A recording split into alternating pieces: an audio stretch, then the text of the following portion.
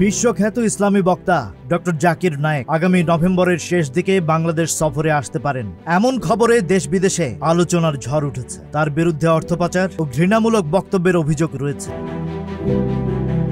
সূত্র বলছে, ঢাকা পিরোজপুরে তার সমাবেশ আয়োজনের জন্য পুলিশের স্পেশাল ব্রাঞ্চ এসবি থেকে অনুমতি দেওয়া হয়েছে। এটি তার প্রথম বাংলাদেশ সফর হতে পারে।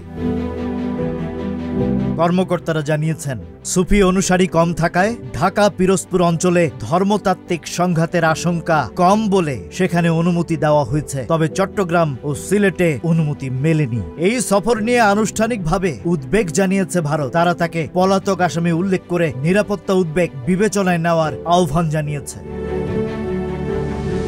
বাংলাদেশের পররাষ্ট্র মন্ত্রণালয় ভারতের মন্তব্য নোট করেছে, তবে পাল্টা মন্তব্যে তারা ইঙ্গিত দিয়েছে যে কোনো দেশেরই অভিযুক্ত ব্যক্তিকে আশ্রয় দেওয়া উচিত নয়। সরকার তার আগমনকে অতিথি হিসেবে দেখছে। ইমিগ্রেশন সূত্রে জানা গেছে, জাকির নায়েক ২৬ নভেম্বর ঢাকায় পৌঁছাতে পারেন। এরপর ২৭ নভেম্বর ঢাকায় এবং ২৮ নভেম্বর পিরোজপুরে তার সমাবেশে অংশ নেওয়ার কথা রয়েছে।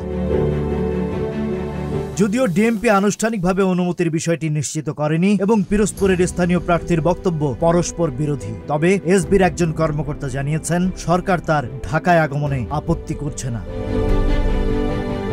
Rajib Raihan, news flash 71।